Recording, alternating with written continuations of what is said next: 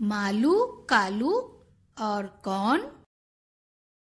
मालू अपने कुत्ते कालू के साथ नानी के घर पहुंचा। नानी का घर पहाड़ पर था। जब वो वहां पहुंचा तो उसके नानी ने कहा, मालू, आजकल घर के पीछे वाले बागीचे से अजीब सी आवाजें सुनाई देती हैं, इसलिए तुम घर के दरवाजों को बंद ही रखना। मालू ने फौरन अपने जासूसी के सामान वाला बैग निकाला और दूरबीन लेकर बाग की तरफ चल पड़ा। मालू बाग के हर पेड़, पौधे, झाड़ी और बेलों की गौर से जांच परख करने लगा। अचानक बाग के कोने वाले बड़े पेड़ पर उसे एक बड़ा सा शहद की मक्खियों का छत्ता नजर आया। मालू ने दौड़कर नानी को बताया, नानी, शहतूत के पेड़ पर बेशुमार शहद की मक्खियां भिनभिना रही हैं। अच्छा मालू, शहद की मक्खियां चाहे हजारों में हो, लेकिन उसके बावजूद भी वैसी भारी भरकम आवाजें नहीं निकाल सकती।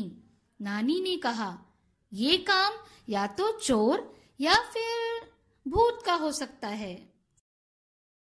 मालू ने एक लंबा सा डंडा उठाया और फिर बाग की तरफ दौड़ पड़ा।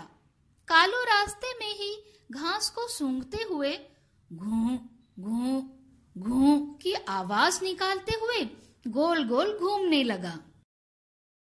कालू, ये नाटक बंद करो और घास को बर्बाद मत करो, मालू ने आवाज दी। मगर कालू ने जोर जोर से अपनी पूंछ हिलाई और फिर गोल गोल चक्कर पे चक्कर लगाने लगा। मालू भागता हुआ कालू के पास पहुंचा।